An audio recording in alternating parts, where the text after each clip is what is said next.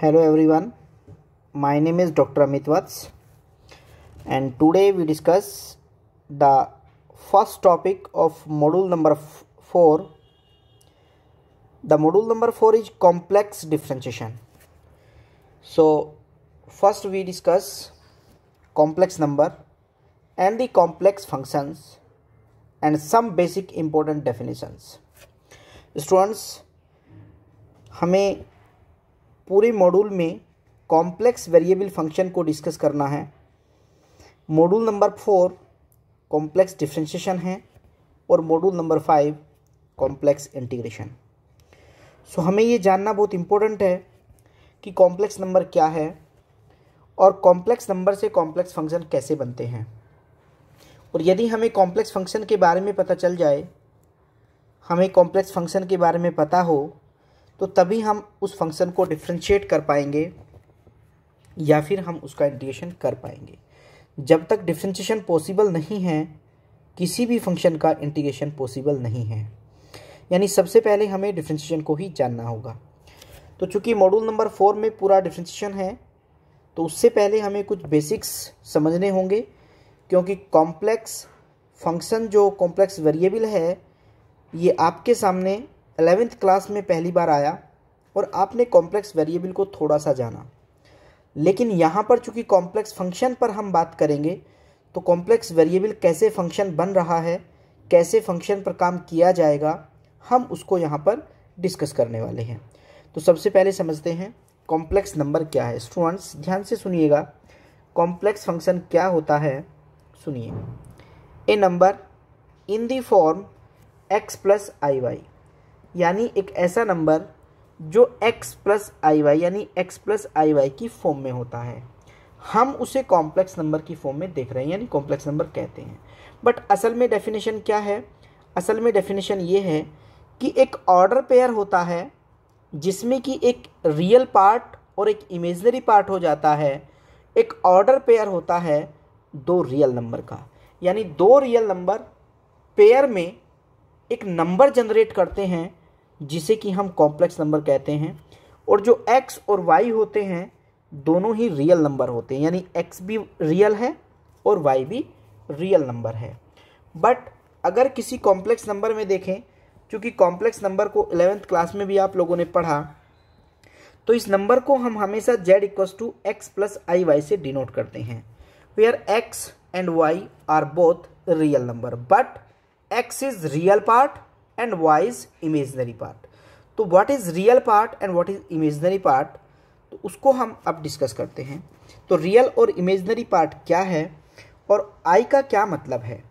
I is the iota, यानी एक green word है iota, ये I उससे आया है। असल में जो ये I है, जब हमारे पास किसी स्क्वायर रूट में कोई निगेटिव नंबर आ जाता है, यानी हमें किसी स्क्वायर रूट में निगेटिव नंबर का स्क्वायर रूट फाइंड करना हो, तो तब हम ओएटा को इंट्रोड्यूस करते हैं। यानी इस -1 की जो वैल्यू है उसे हम आई स्क्वायर की फॉर्म में रख लेते हैं। तो जब आई स्क्वायर स्क्वायर रूट में आता है, तो यानी वहाँ पर उसकी वैल्यू प्लस माइनस ओएटा हो जाती है। यानी ऐसे हम ओएटा की यानी आई की एंट्री कर रहे हैं।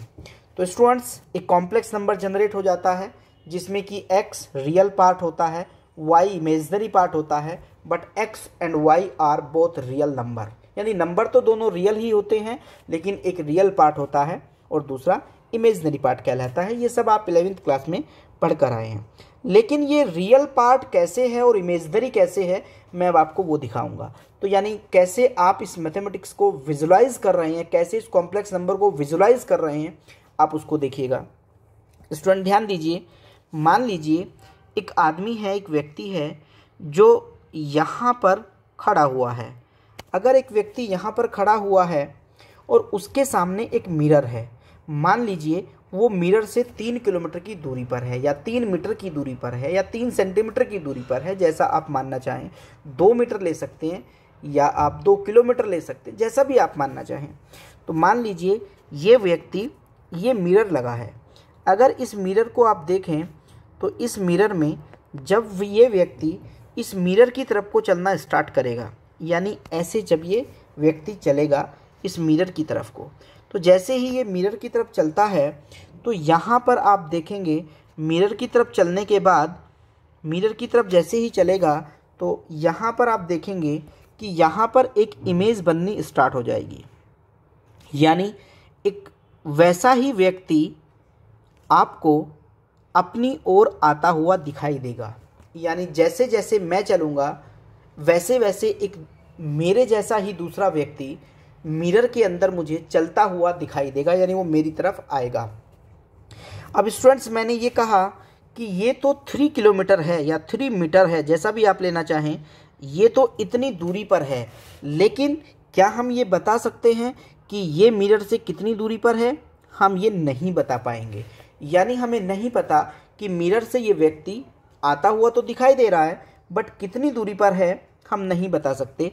ये डिपेंड करता है इस मिरर के एंगल के ऊपर, यानी मैं उस मिरर के कितने एंगल पर हूँ, उससे वो जो लेंथ है वो मुझे छोटी और बड़ी दिखाई देने लगती है।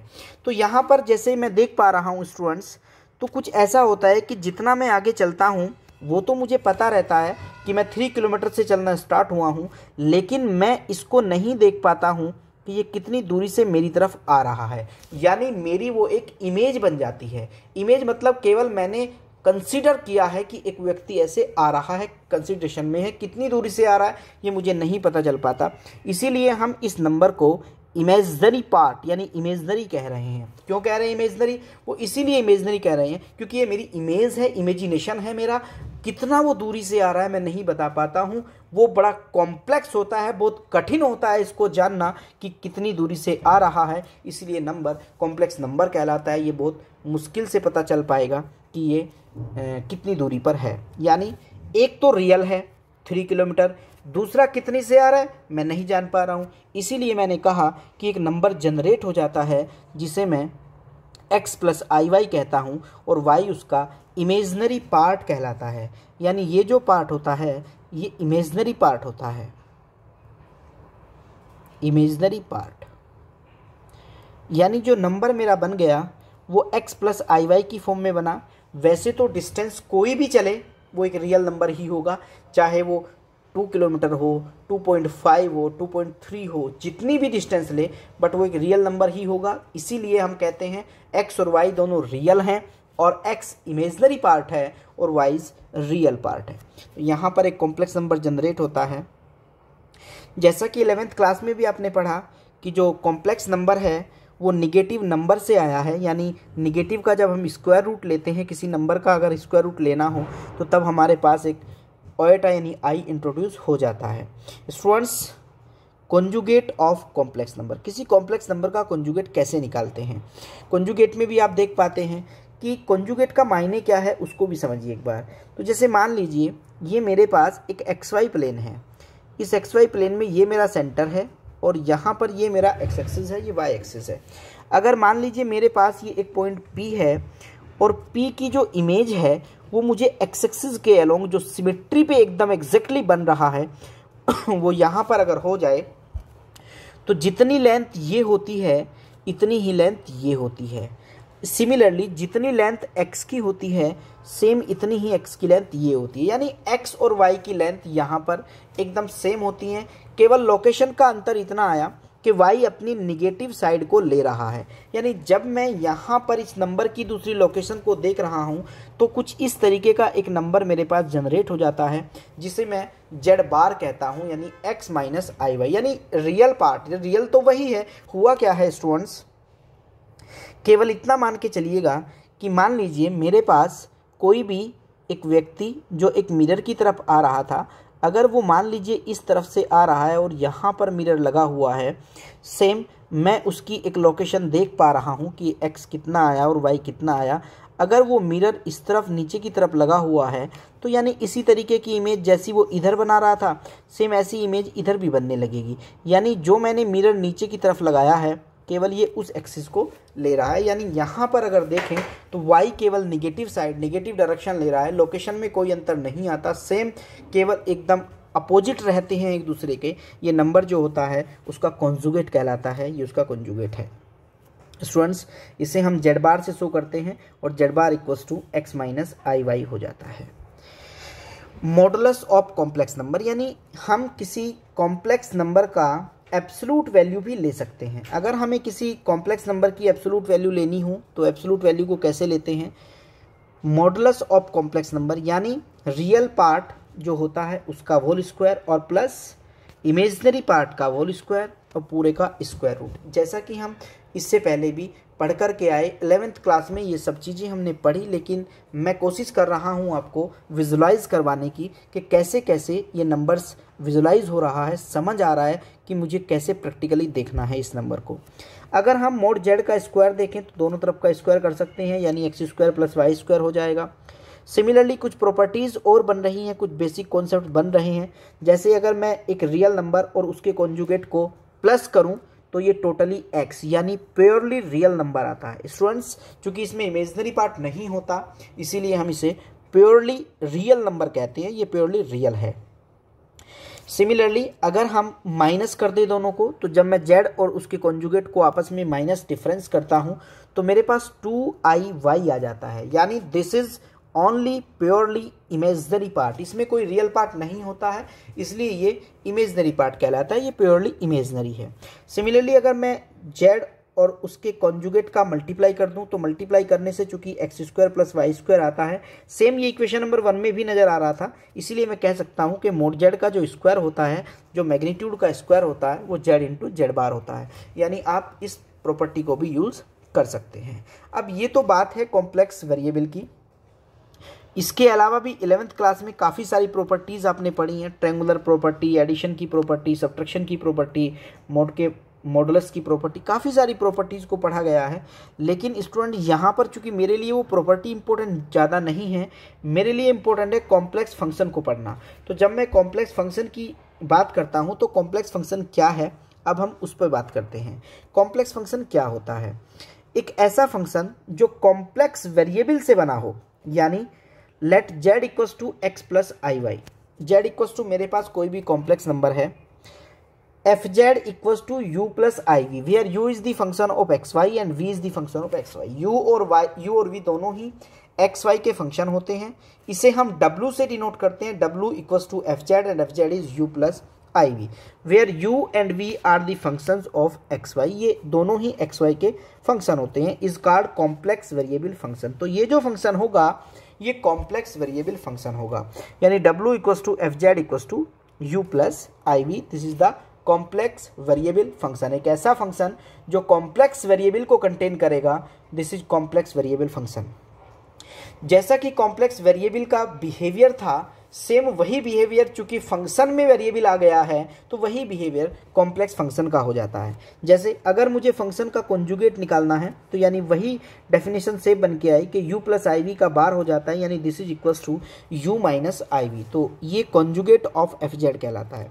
मुझे इसका मॉडुलस लेना हो, मैग्नीट्यूड निकालना हो, यानी एब्सोल्यूट वैल्यू चाहिए, तो this is square root of u square plus v square. Similarly अगर मैं कॉम्प्लेक्स फंक्शन और उसके कॉन्जुगेट को ऐड करूं तो प्योरली रियल यानी 2u के बराबर आता है। ये प्योरली रियल पार्ट होता है कॉम्प्लेक्स फंक्शन का।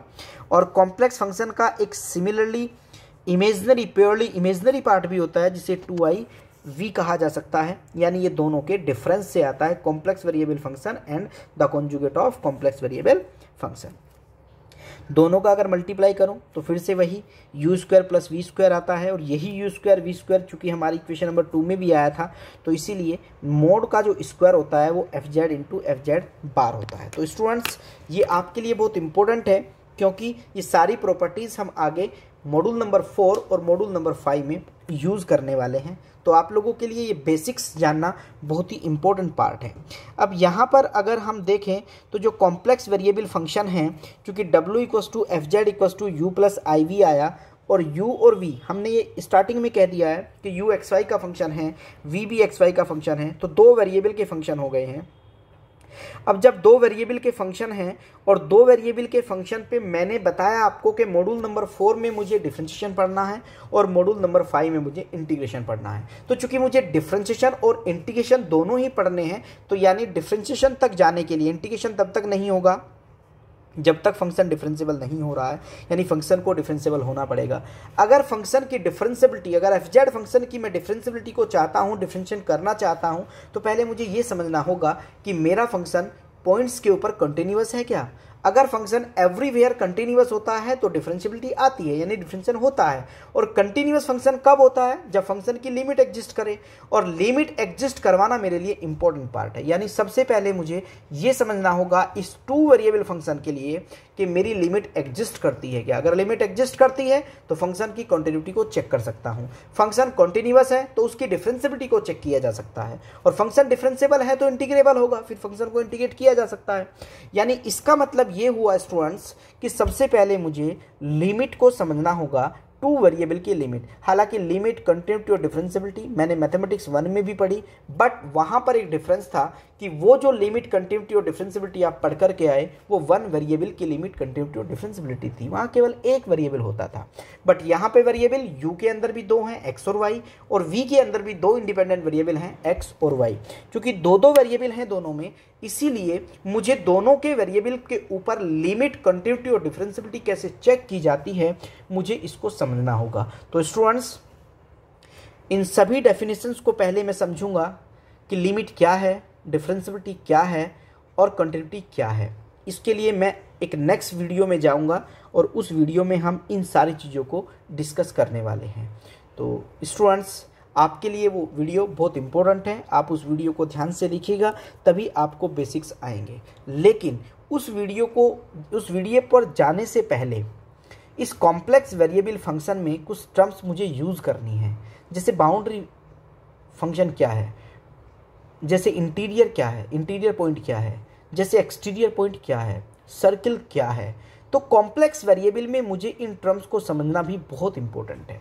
तो नेक्स्ट वीडियो लिमिट कंटिन्यूटी और डिफरेंशिएबिलिटी से पहले हम नेक्स्ट वीडियो एक लेकर आएंगे, जिसमें कि हम केवल ये बताएंगे कि ये सारी डेफिनेशंस इंपॉर्टेंट जो आप यहाँ यूज़ करने वाले हैं वो किस तरीके से डेफिनेशन हैं, कैसे बनी हुई हैं, पहले उनको समझते हैं, और फिर हम नेक्स्ट वीडियो में लिमिट कंटिन्यूटी और डिफरेंशिएबिलिटी की बात करेंगे। Thank you very much students, thank you very much.